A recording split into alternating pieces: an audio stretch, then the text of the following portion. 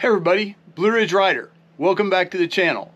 Today I'm going to give a short demonstration on how to use the GS911 Wi-Fi device to do a service indicator reset on your BMW motorcycle using either an iPad, an iPhone, or really any mobile device. Today's video does not have a lot of detail, but if you'd like more detail, I'll post a link right here to a much more detailed video I've done, including using your PC to do the service indicator reset.